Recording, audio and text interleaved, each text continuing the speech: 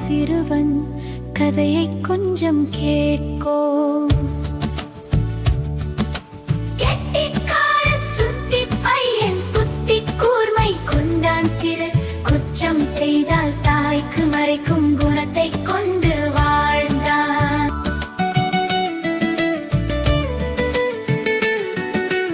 அன்று ஒரு நாள் சாலை வழியே அந்த சிறுவன் வந்தான். யாரோ தவற வித்தொரு பையை அவதானித்து எடுத்தான்.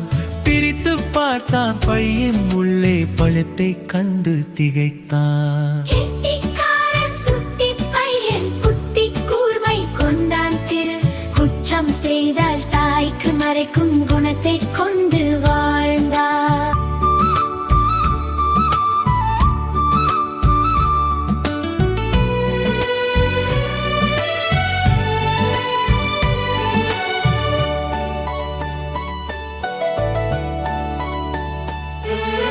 அக்கம் பக்கம் யாரும் இல்லை, பணத்தை தனக்காய் நினைத்தான்.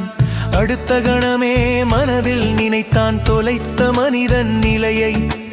எடுத்த பையினில் இருந்த முகவரி தேடி அங்கே போனான்.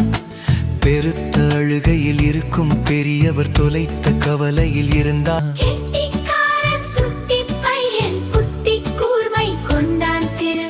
குற்றம் செய்தால் தாய்க்கு மறைக்கும் குணத்தை கொண்டு வாழ்ந்தார். எடுத்த சிறுவனோ பெருத்த மகிழ்வோடு எடுத்து பையினை கொடுத்தான். அடுத்த கணமே அந்த பெரியவர் சிறுவனை கட்டி அணைத்தே மகிழ்ச்சி மீதியில் கண்ணீர் பெருக கடவுளின் பிள்ளையே என்றார். நேர்மை உன் பெரும் செல்வமே என்றார்.